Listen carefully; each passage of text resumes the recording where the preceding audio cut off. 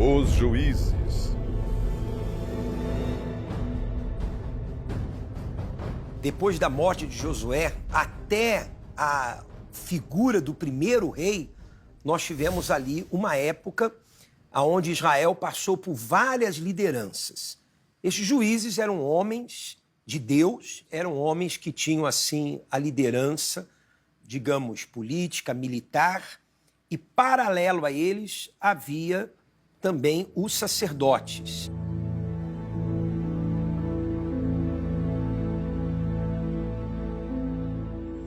Se pegarmos a cronologia do fato, uma linha do tempo, os juízes estão justamente como sendo um hiato entre a chegada do povo na terra, o seu assentamento em Canaã e a instituição da monarquia judaica.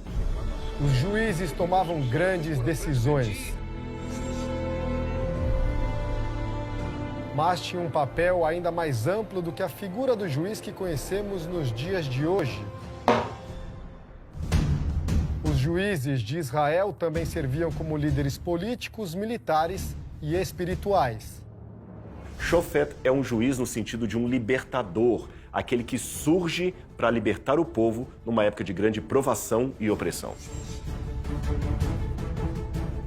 O período dos juízes se estendeu por mais de 300 anos e, ao longo dos séculos, líderes, inclusive uma mulher, se sucederam na missão de manter unidas as tribos de Israel que viviam em terras como essa. Foram tempos marcados por instabilidade e turbulência. E o povo de Israel passa a questionar a fé no Deus único. Será que Deus abandonou mesmo Israel? Esses homens eram levantados por Deus, lideravam as pessoas e levavam as conquistas. Mas quando essa liderança morria, as pessoas esqueciam dos ensinamentos da fé. Novamente, os filhos de Israel caíam na escravidão, na mão de inimigos. Então foi um período de muita instabilidade espiritual. Conturbado. Se o líder buscava Deus, o povo crescia. O líder morria, o povo voltava a se corromper no pecado, na idolatria e nos costumes pagãos de outros povos. Nós vemos que todos os juízes surgiram quando o povo era oprimido. E a opressão, segundo a própria palavra de Deus, a opressão era resultado da falta de obediência do povo de Israel. No ano passado, arqueólogos revelaram uma descoberta surpreendente do período dos juízes. Em um local próximo à cidade de Kiryat Gat, pesquisadores encontraram uma rara inscrição de mais de 3.000 anos. Em um objeto de cerâmica é possível ler a palavra Jerubal, escrita no alfabeto hebraico, um nome alternativo para o juiz Gideão. Como nos explica o arqueólogo Sarganor, da Autoridade de Antiguidades de Israel, um dos responsáveis pelas escavações. Estamos em Kirbe al-Rai, uma das principais cidades entre os séculos 12 e 10 a.C. Esse é o topo da área que nós escavamos por 7 anos.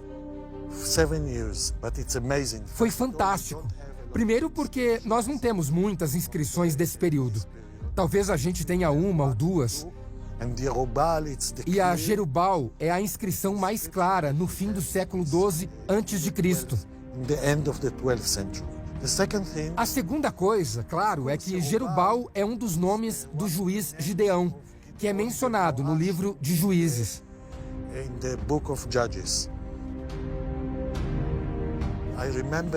E eu me lembro do momento em que a gente encontrou a inscrição.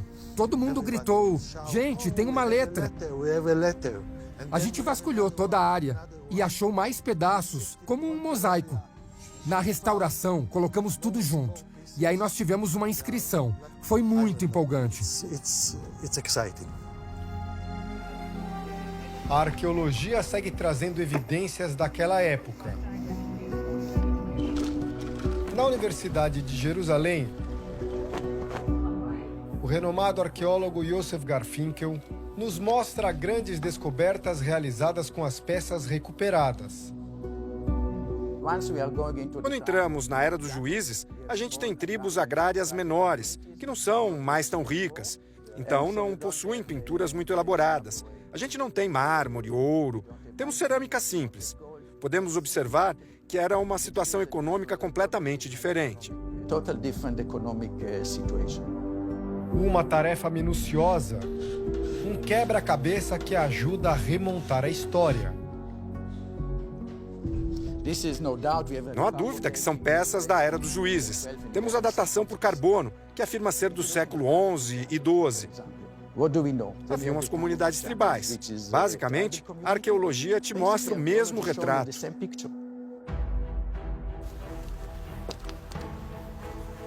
Nossa jornada pela Era dos Juízes nos leva até outra cidade, com ruínas impressionantes.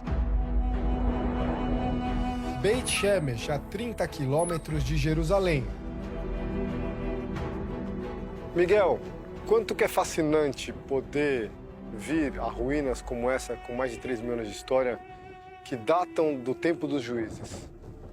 Em especial aqui em Beit Shemesh, é simplesmente incrível para quem conhece as páginas da Bíblia, a história bíblica, e ver essas ruínas aqui, onde os hebreus viveram há cerca de 3.200, 3.100 anos atrás. É impressionante. O que acontecia aqui? Bem, aqui era a vida comum do povo. O povo vinha dos campos, eles entravam em suas casas, às vezes pegavam água no portal da cidade, ou produziam aqui os alimentos baseados no trigo, na azeitona. Aqui, cada nível de escavação nos transporta a um período diferente da história.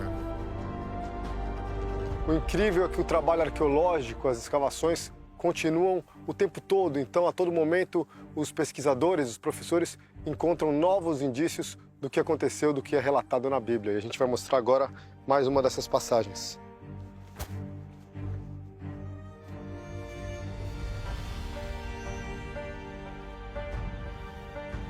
Escadinha aqui, delicada, viu? Qualquer erro, a gente vai para baixo, bem escorregadinho. Mas contar história também exige coragem e aventura. O trabalho dos arqueólogos trouxe evidências sobre um conhecido juiz que viveu na região. Sansão. Nós precisamos de você, Sansão. A situação está difícil. 10 anos atrás, os arqueólogos encontraram aqui mais uma evidência da história bíblica. Um selo que mostra o duelo de Sansão, um dos juízes, com um leão. Justamente como a Bíblia conta.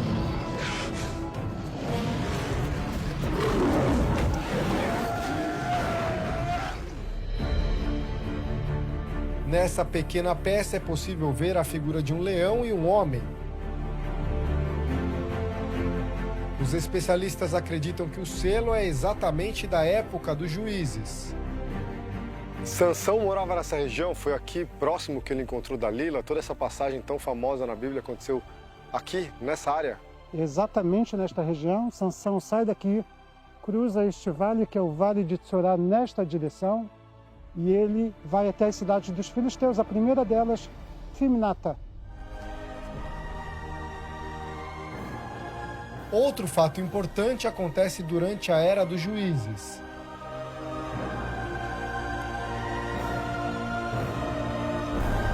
O templo, carregado pelos israelitas por todo o deserto, deixa de ser itinerante e ganha um local fixo, a cidade de Siló.